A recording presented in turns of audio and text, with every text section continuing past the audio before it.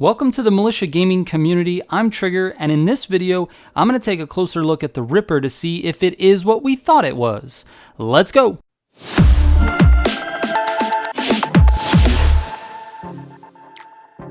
The Militia gaming community and Dave Loves Games came together to create a community Discord. If you'd like to join the Discord, there's an invite link in the description down below. This is the best way to keep up on what's going on with both of our channels, so make sure you hit that invite link and we'll catch you over there. In this series of videos, I will explore each of the guns in Hyper Scape Season 1 in a detailed fashion, so let's get into the Ripper's stats to see what it's actually capable of. Let's start with DPS and TTK. The Ripper feels like the obvious choice for people who are new to Hyper Scape because it's maybe the most normal gun.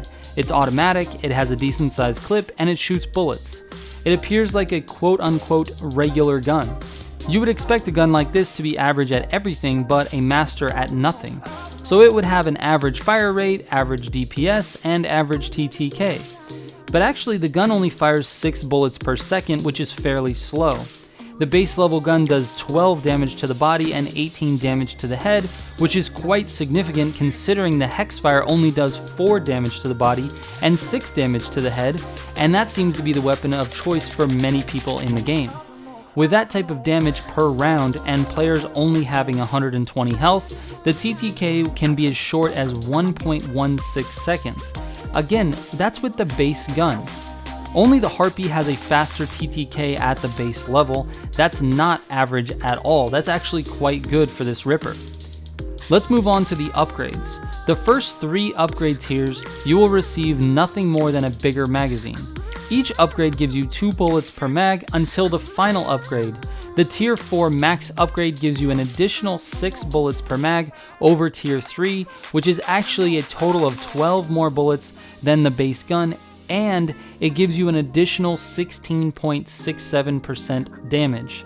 So the fully upgraded Ripper does 14 damage to the body and 21 damage to the head.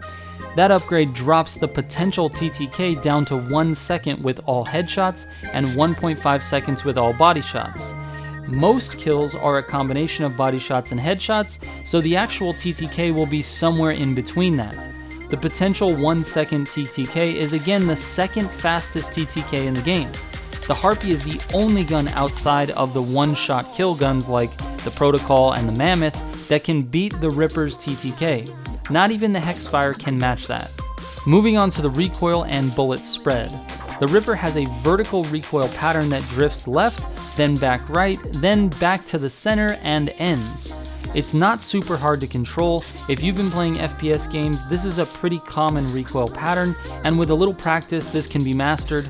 The recoil pattern is also static, which means it doesn't change from mag to mag. So the more you play with the Ripper, the more accurate you'll become because muscle memory will take over. The bullet spread is pretty wide, and when you combine that with a vertical recoil pattern, the gun is absolutely absurd to try to hipfire with. Even this short-range target would have a chance to get away. My suggestion is to aim down sights as much as possible. Inside buildings and point-blank range is where I would hipfire the gun. Everywhere else, definitely aim down sights. This gun is on the surface the regular assault rifle from every shooter game ever. But after this deep dive, it really is not what I thought it was. It has far more DPS than expected, far more recoil than expected, much faster TTK than expected, and a much slower fire rate than expected. This is not your average assault rifle, and I recommend picking it up and trying it.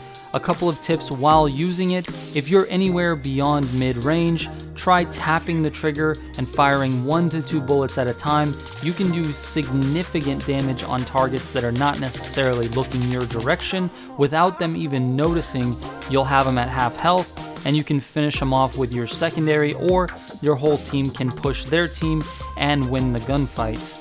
This gun is absolutely part of the Season 1 gun meta, and I recommend picking it up whenever you see it.